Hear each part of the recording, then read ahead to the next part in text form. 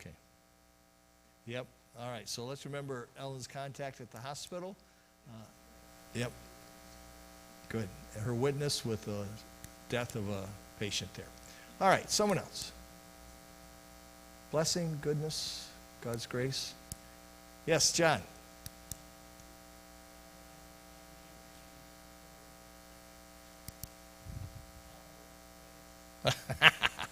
Well, you can do it. That's all right.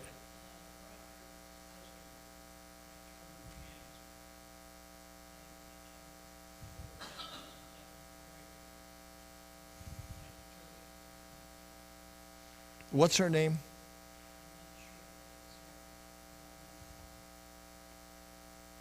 Okay, let's remember Brock Griffith's sister with terminal cancer. Pray that God's grace would be sufficient there. Someone else.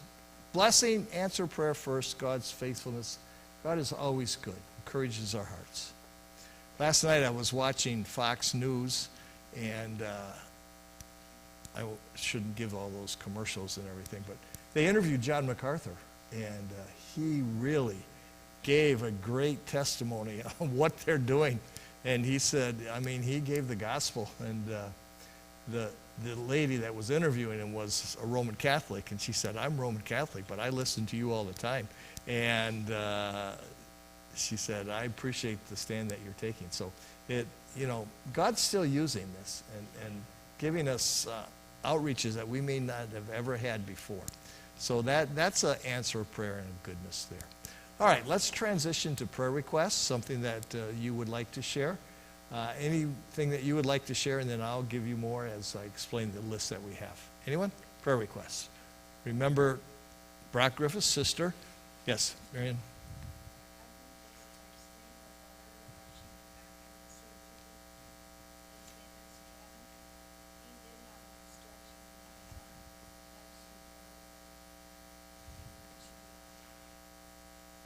Okay, so is it your cousin too?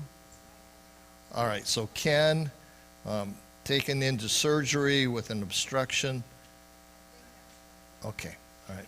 But just remember he was taken into surgery at this time. All right, so another hand. Yes. Sean.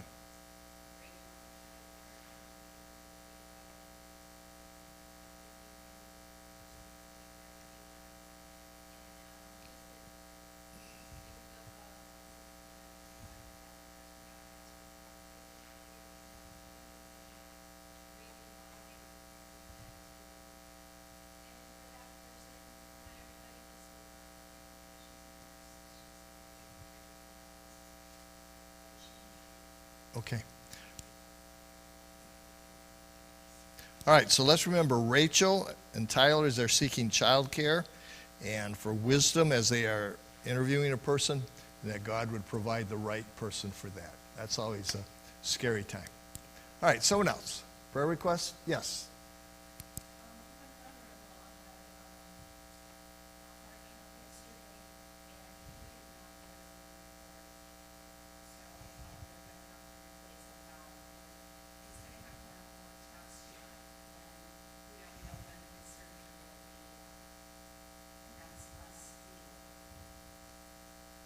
Les Steele. All right, so Les Steele, Wanda's brother-in-law with a heart valve replacement in the future. All right, someone else. Yes.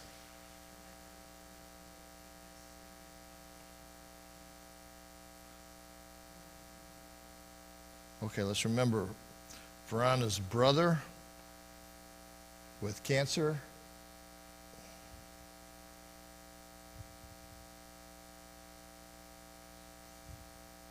All right, someone else. Yes, Angie. All right, let's remember Angie Herndon's brother Dan for heart issues.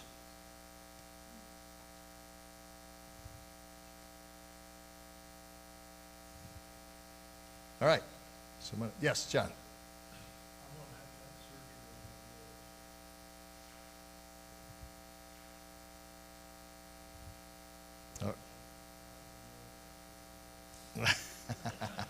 All right. John McCurry for upcoming nose surgery.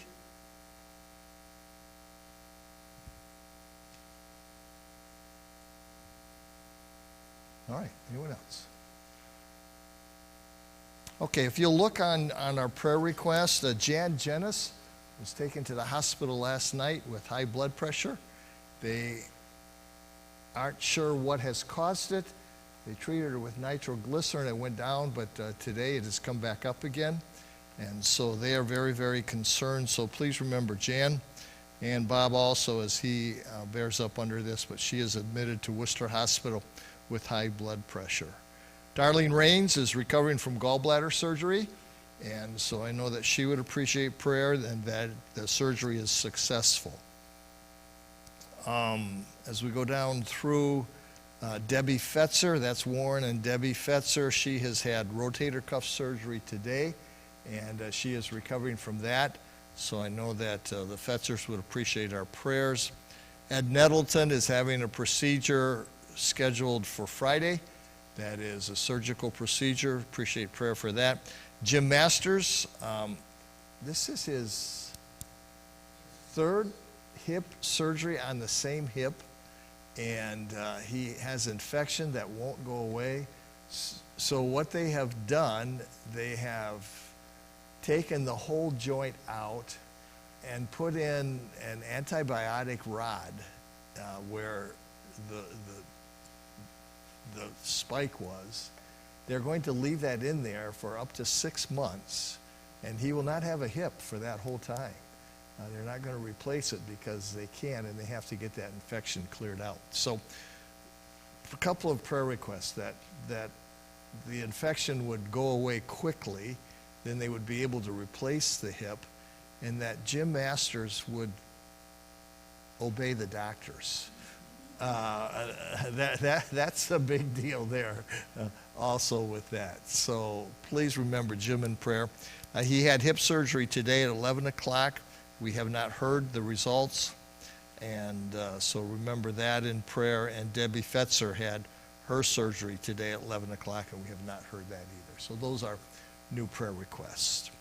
2 Timothy chapter 2, we've been going through this book, but not with this topic that we are looking at as we continue our pillars of character. 2 Timothy chapter 2, verses 1 through 7. We're only going to get through verse 1 tonight, and so we will just settle down and spend some time. But very, very simply it says this: "Thou therefore, my son, be strong in the grace that is in Christ Jesus." We have been studying pillars of character, or we even could call it essential attitudes for a living faith. One of our burdens as we have evaluated our church and the ministries that we do, as we wrote the vision and mission statement, is that we do really, really good at presenting the Word, whether it is in our Sunday school classes, our Bible studies, whether it is through the pulpit ministry. We do very, very well at giving forth information. But when you do a study like this, you look at your strengths and you also look at your what? Your weaknesses. And one of the things that we determined, and it may be true for some, not all, we're really, really good at information, but we're not so good at transformation. Applying what we learn. How to put it into practice and go forth. We can give great depths of Bible knowledge. But somehow when we go from here, what is it that makes a difference that we can reach our community? And how can we transform them and help them? And because of that, we have many folks that have great information, but their lives are not pillars of Christian character. And what happens is that eventually they will leave our church because there is not that stability and strength. They know, and we used to call it they had a head knowledge, but they didn't really what, beloved? They didn't have a heart knowledge. So one of our goals is we want to continue to give great information, but we also want to see transformation that takes place and lives are changed. So in it, one of those essential attitudes of living faith that we have looked is that of spiritual strength. And I think it is very applicable in our society today, in the culture that we live, and in the situations that we are faced as young believers come through our church education program. And even as we, and I'll use this term lovingly, the old people, that we are able to still be character of faith and guidance and direction and strength. So one of the things is that we will understand that it is an attitude of courage. And it includes such areas or virtues as courage of conviction, courage to be uncompromising, courage to confront error and false doctrine, and courage to face intimidation and persecution and still remain true to what is right. Not only in our present culture, but in the political climate in which we live now, we are going to see that we are going to have to combat false teaching. We're going to see that there's going to be a stand that is going to have to be taken on ethical, moral issues, and certain things that the Church of Jesus Christ cannot abide by. It is going to get worse as we see all of these things come into play. So one of the things of a pillar of Christian character is that we be people of strength. And there is a spiritual vitality in our lives. So it's not just the same old, same old. It's not our parents' belief, it is our belief. And somehow we have to be able to pass that along and to build it in the lives of our younger generations that are following. To understand that a strong Christian is one who lives by principle rather than by whim, opinion, or convenience. And what is happening is that we are having people that are living by convenience more than by conviction. And we will go for what is comfortable and what is convenient instead of what thus saith the Lord. A strong Christian does not always seek the easiest path or the safest place, but is willing to face various challenges, to take risk, and also to understand that there will be opposition to the truth. I think, we tend to sometimes look around and not see many people here, but Wednesday is a very busy time for us in our church, so I'm not worried about that. But I am worried about times when people choose not to come to church for a variety of reasons. And we're not strong in our conviction that the Word of God is our daily food and bread, and that is what we need. Now, we will say it, but somehow when it comes down to where the rubber meets the road, it is not there. Strong Christian, spiritual strength is one who lives by principle rather than opinion. Strength is a virtue that is greatly needed today in an area of compromise, weakness, and vacillation.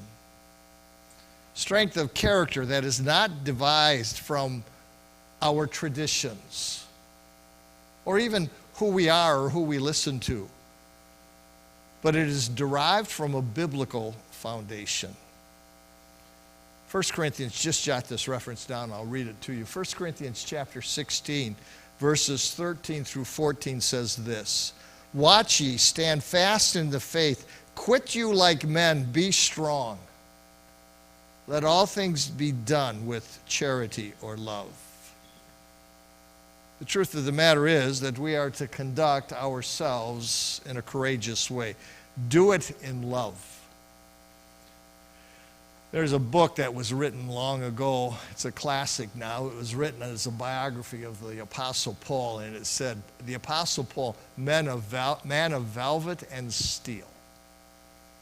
And in that, he was be able to combine strength, steel, and love, which would be velvet.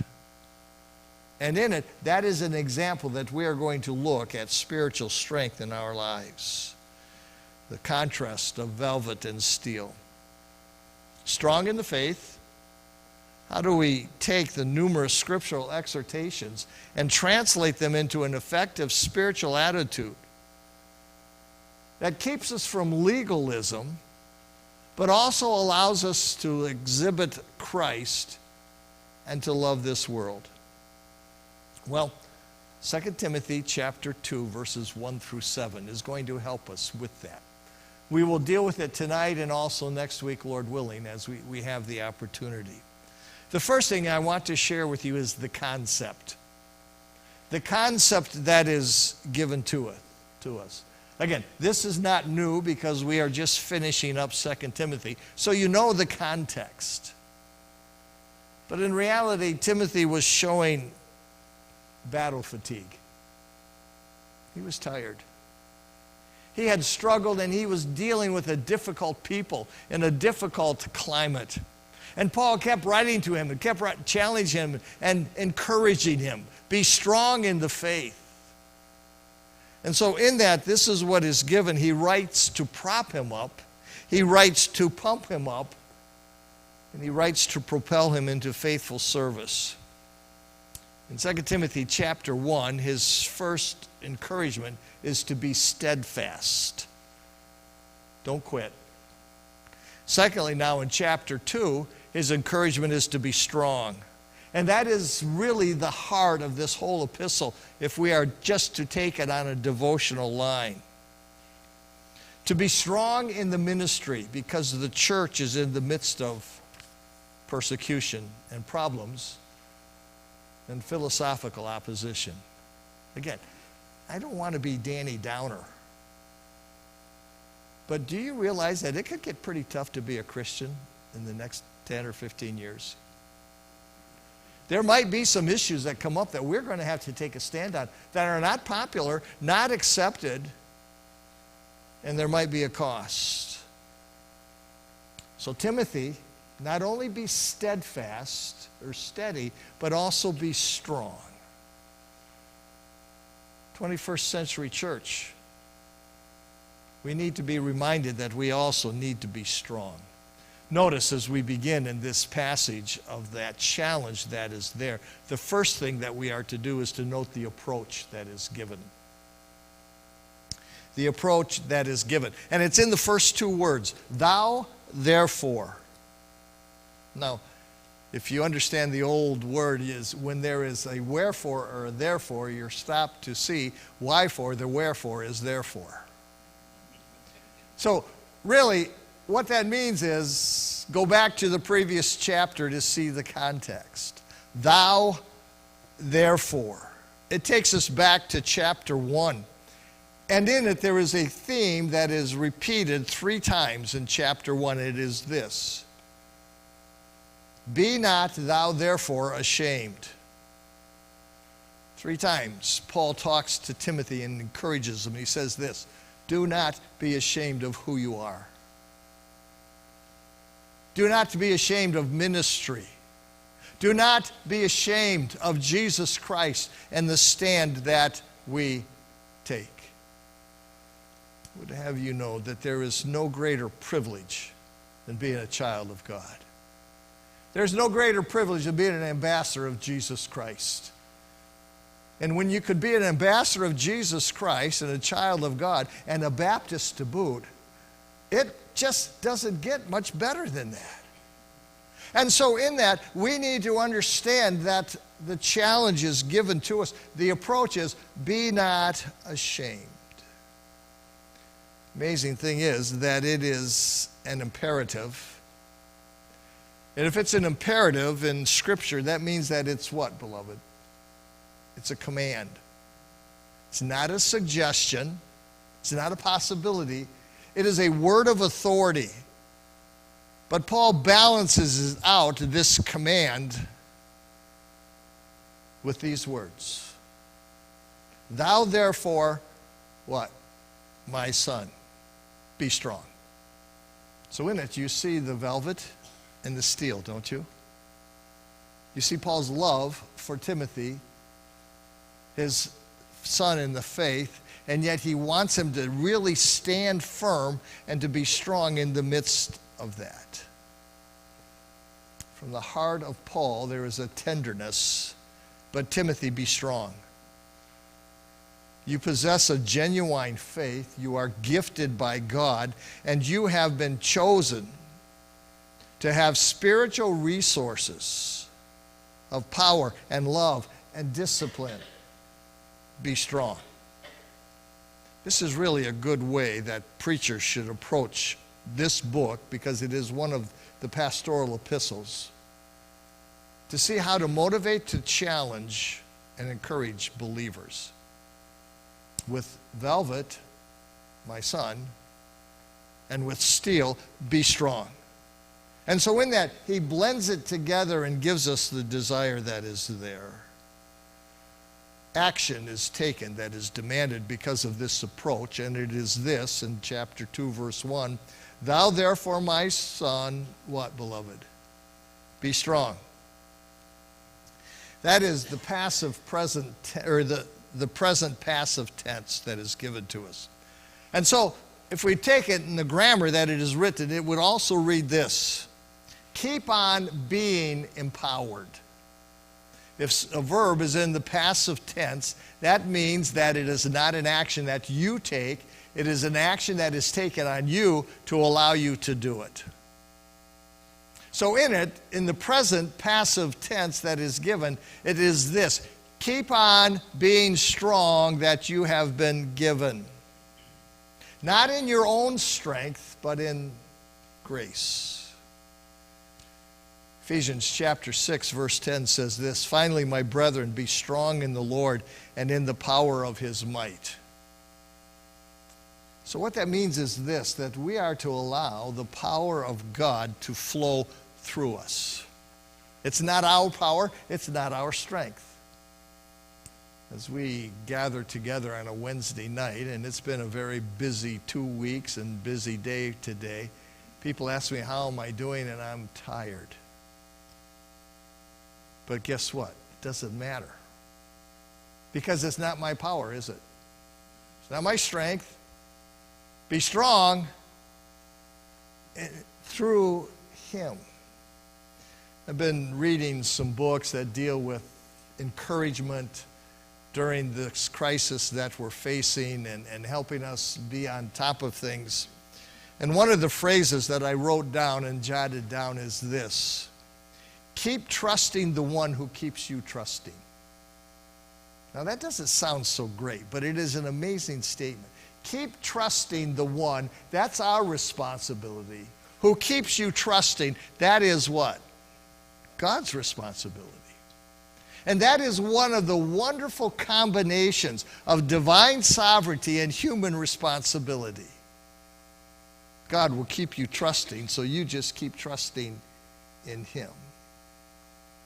Timothy, be strong. Oh, church, keep trusting the one who keeps you trusting. That is the action that is demanded. The approach, thou therefore be not ashamed. The action, be strong. But here is the real key that is given to us at the end, and it is the appropriation. It is the appropriation that says this: be strong in, and I wish it would have said in the power or the strength that you have, right? I wish it would have said in the dunamis of God, which is power. And it sounds like